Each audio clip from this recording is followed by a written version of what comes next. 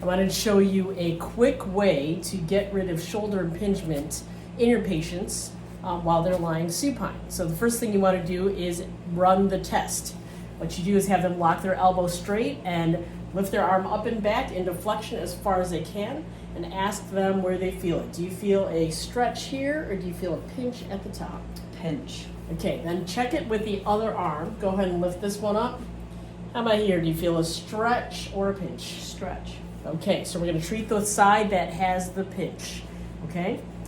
First thing I want to assess is the position of the clavicle, and I assess it by looking at the height of the medial clavicles. Now I'm placing my thumbs. I'm going to remove this hand so you can see.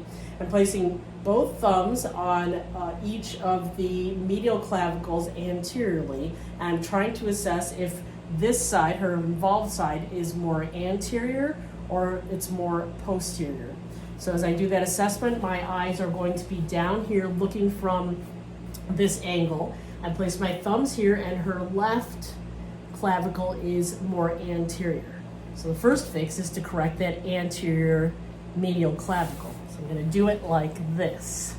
I'm going to have her gently push into my hand by left cervical side bending, and when she pushes, I'm going to gently push the medial clavicle posterior. Go ahead and push. 1, 2, 3, 4, 5. Relax. And again, push. 1, 2, 3, 4, 5. Relax. And push. 2, 3, 4, 5. Relax. Now, if that clavicle on the medial side is anterior, that means laterally, this one's sitting, the clavicle is sitting a little posterior. So when I do the muscle energy to correct the anterior medial clavicle, I'm now going to take the lateral clavicle and glide it anteriorly, right? So if this clavicle is sitting like this, the medial portion's anterior, the lateral portion is sitting posterior. So I'm going to stabilize the acromion, take with my thumb and index finger and glide the distal clavicle or lateral clavicle anteriorly, grade 3 mobilization, 6 to 10 repetitions. And then I'm going to assess the fascia around the medial clavicle by skin rolling. Is this tender here? Yes. It's a little bit tender. So I'm going to skin roll here. Just again, maybe 6 to 10 repetitions. I don't know if you can see what I'm doing. I'm going to move one hand, but notice how I'm just kind of taking the skin around the AC joint and I'm rolling it. All right, and then after that, that looks like it's in a better position. Go ahead and lock your elbow straight and reach your arm up and back as far as you can.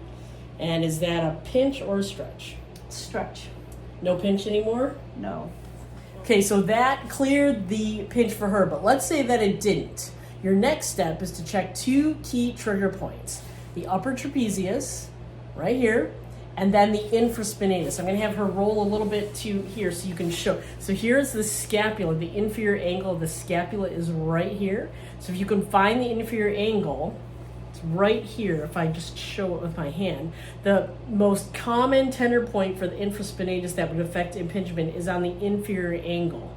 So if you can picture the triangle of the scapula, there are triangle has 3 points, right? This inferior point, poke it. If that's tender, that is often associated with an upwardly rotated scapula, as is the upper trapezius. So go ahead and line it back.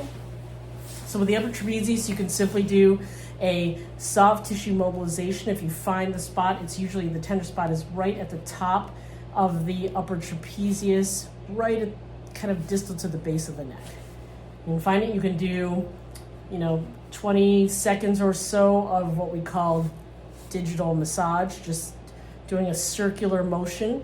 Consistent rhythm and consistent pressure is what gets us to relax. And then while she's supine, I can take my hand underneath, and what I'm doing is I'm pushing my fingers up underneath that trigger point of the infraspinatus on the inferior angle of the scapula. All right, again, 20 seconds of releasing that, and then you would recheck arm elevation. Go ahead and lift your arm back up and see if that cleared the pinch. If that didn't clear the pinch, then you have 2 more things to try. What you want to do is check a trigger point of pec major. Now, if I externally rotate her here, you'll see you can grab pec major right here on what I call the anterior armpit area.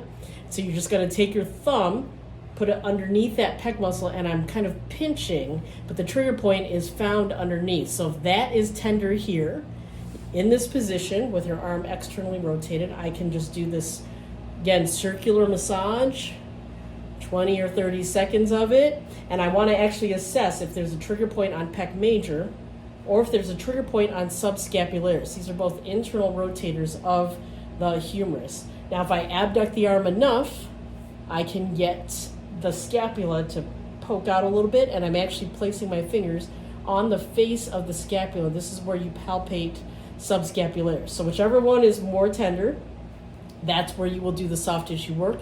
This is the demonstration of the soft tissue massage of subscapularis. Okay, and then recheck arm elevation. And you should have cleared that impingement. Right, so just to recap what we tried first. First thing we did was check the position of the medial clavicle and correct if there was a subluxation. In this case, we corrected an anterior subluxation of the clavicle. And then we checked 2 trigger points that affect the scapula, upper trapezius and infraspinatus at the inferior angle. And then we checked 2 more trigger points after that. It's pec major and subscapularis. I'll just move her arm so you can see subscapularis down here is the last trigger point we checked. If you fix those 5 things, check those 5 things and fix what you find, you should be able to clear impingement in most of your shoulder patients.